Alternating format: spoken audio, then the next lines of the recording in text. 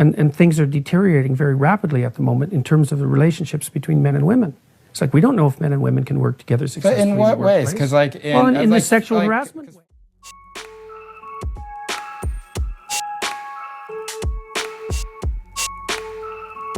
Hey guys, welcome back to At Liminal Period. It's your girl, Chun-Li Shoddy. So on Monday, I dropped a video on Joy Taylor and the current lawsuit against Fox Sports. And this lawsuit was filed by an ex-employee, and she alleges sexual misconduct, sexual harassment, as well as negligence and bullying experience while she was working for Fox Sports. And I know I said a whole bunch of nothing in that video because ultimately I concluded that we just simply don't have enough information, okay?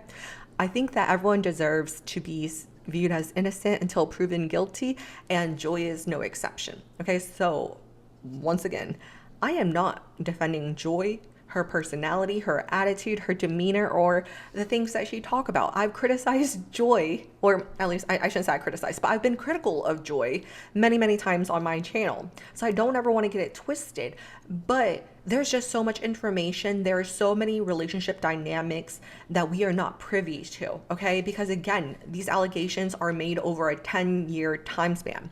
So anyways, I don't think is, like, I know it feels like women have been in the workforce since forever, but it really hasn't been the case, okay? And sometimes things get a little murky.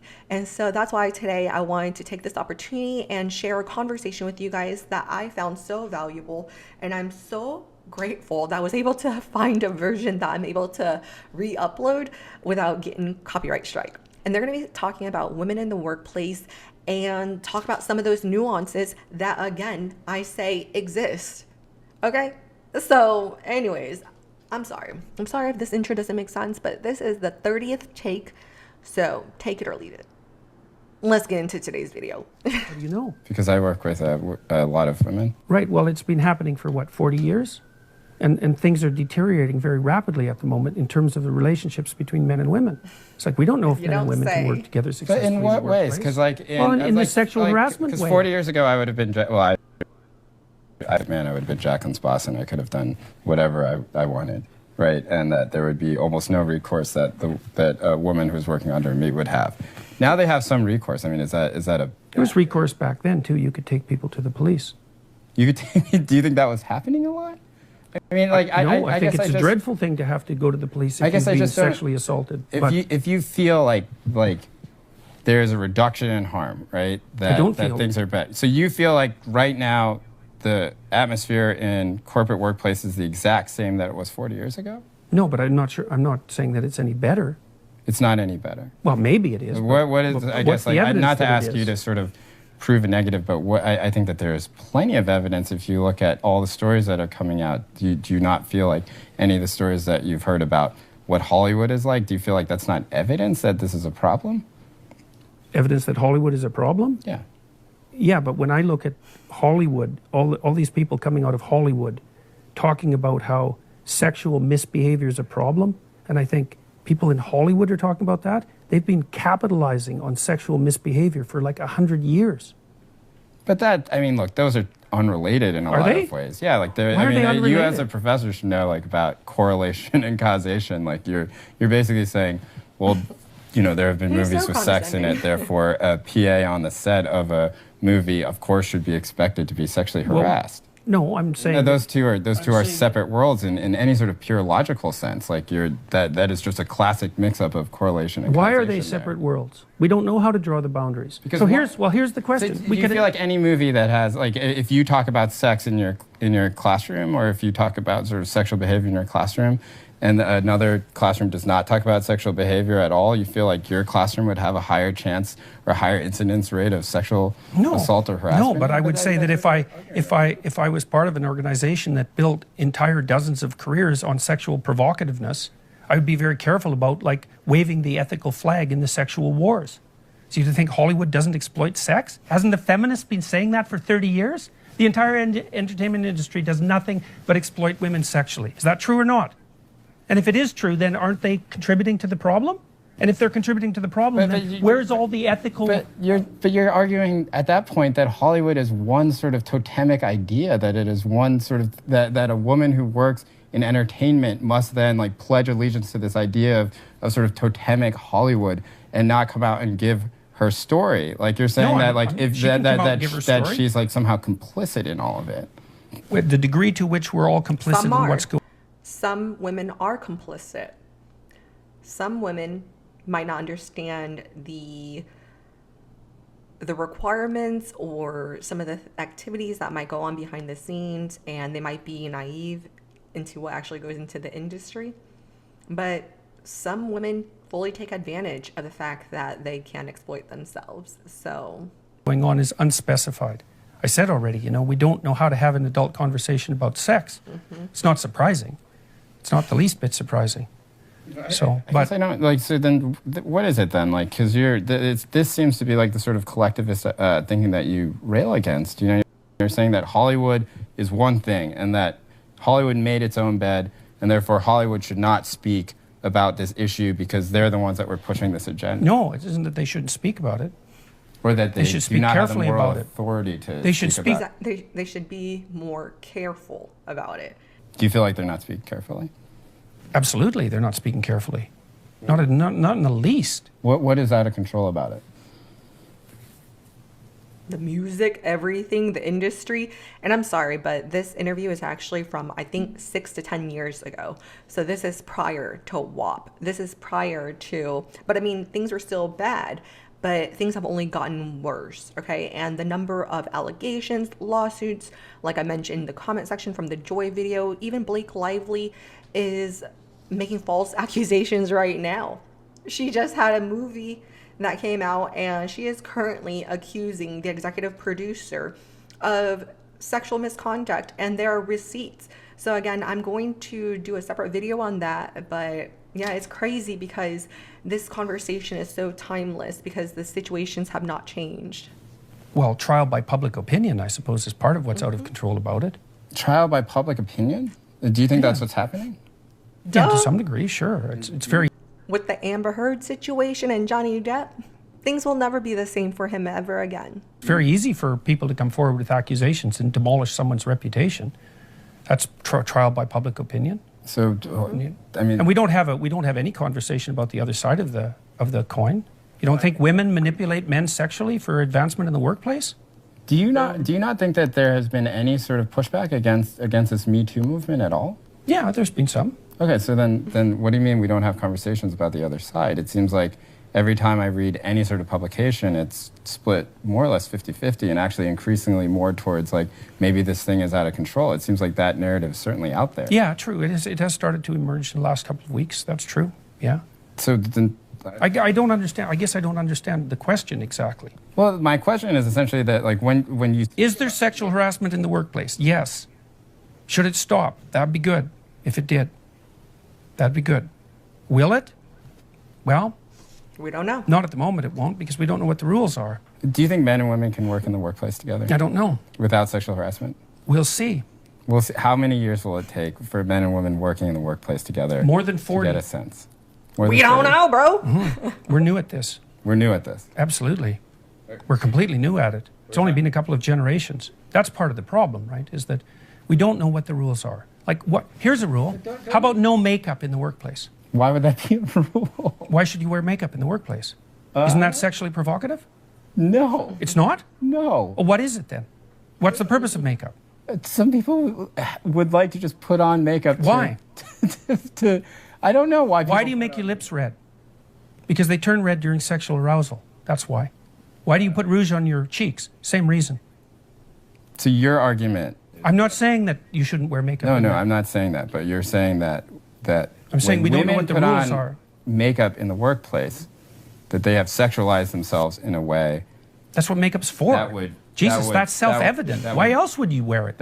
When women put on makeup in the workplace, when they make their lips red, when they sort of put on rouge, right? That when they enter that workplace, if a man notices that there is sort of a complicitness with which the woman has said, I am going to sexualize myself in the workplace, and therefore whatever comes will come. No, I didn't say the last part of that. So I didn't say so whatever comes will come. But I think the issue of complicitness, how about high heels? Look. How about high heels? What are they for? What about high heels? What about them? They're there to exaggerate sexual attractiveness. That's what high heels do. They tilt your pelvis forward so your hips stick out. That's what they do. And they tighten up your calf muscles. They're a sexual display. Now, I'm not saying that people shouldn't use sexual displays in the workplace. I'm not saying that. But I am saying that that is what they're doing. And that is what they're doing. Okay, so I want to pause because I agree with Jordan Peterson. I agree about 90%, okay? Because I do think that a lot of the things that women do is in a way to attract men. And I don't think it's everything, you know? Some things like might be for self-fulfillment, self-enjoyment, blah, blah, blah. Like, as you know already, there are women nowadays that have on all sorts of crazy makeup, crazy lashes, you know, crazy hair. And I mean, it's pretty obvious that most men are not attracted to that. Okay. But women are still doing it. Okay. So I actually think it's two parts. One part, like the red lips, the high heels, wearing, you know, form-fitting clothes. Part of it is to attract the attention of the male, okay? But then I also think part of it is actually competition with other women. Because I've worked in completely full women office spaces, workplaces, and they still will put themselves together. There aren't any men around. You know, maybe some clients over the phone or, you know, over email, but they're not actually visually seeing these women. But again, a woman, if she has the tools and the capability of putting herself up, she will. Okay. And I'm not sure if that makes sense, but just think about it. Okay. If a whole bunch of guys hang out together, they still do care, you know what I mean? Like, and it's not always just for sexual attraction. Sometimes it is just, we want to be surrounded by other attractive people. We want to fit in. We want to look the part. Okay. Throwing it back into Mean Girls. Okay. Like the first version, even though Katie or Lindsay Lohan was pretty enough, she was cute enough to be a part of the Mean Girls crew, they still wanted her to present herself a certain way. They wanted her to wear certain outfits, do her hair, do her makeup, and look the part because they feel like they are up here. So anyways, I'm sorry, but I agree with Jordan, but I'm just introducing another perspective as to why some women do wear makeup. So what is the relevance then to like sexual harassment in the workplace then if you can't make... Well, the Maoists put everybody in uniforms to stop that sort of thing from happening. Men wear uniforms. That's the way they wear suits. I guess I'm not seeing the sort of coherence of the thought that you're putting together then, because... What are the rules that govern sexual interactions between men and women in the workplace? Yes. The answer is, we don't know. Right. So I'm throwing out some questions. How about makeup? Oh, that's okay. Is it? Why? Why is it okay? Well, I would think that there's certain... No, why is it okay?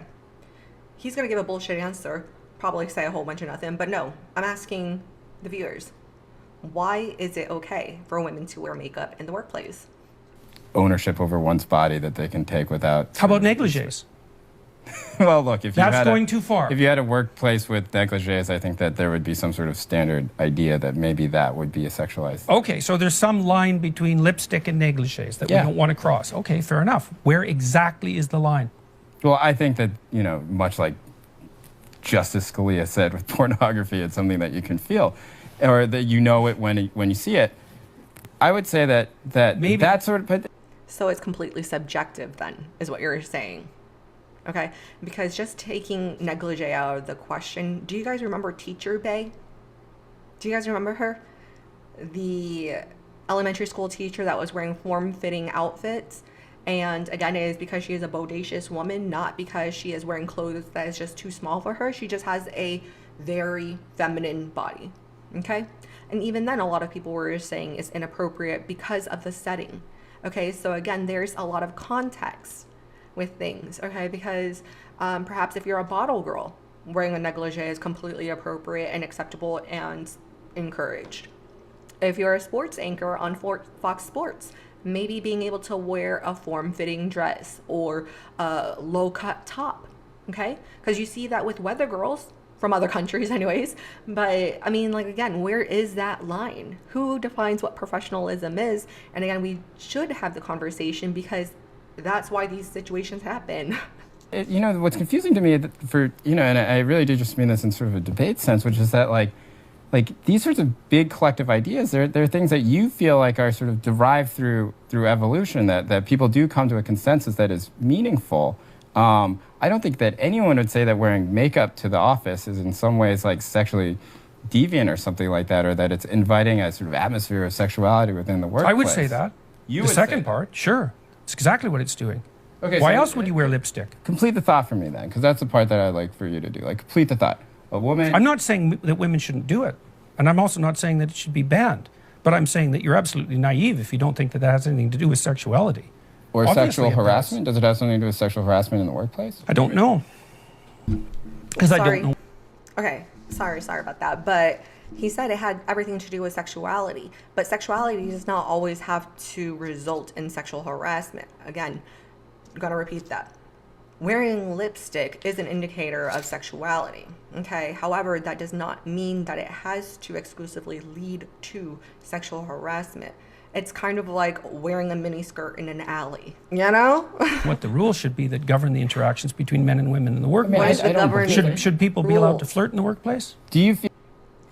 And I'm sorry, I wanted to include this funny joke, but it was copyrighted. So I am going to include it in the link in the description box down below, and it's from Family Guys, but it is regarding to joking and flirting in the workplace and why having both men and women in the workplace sometimes can complicate even that part.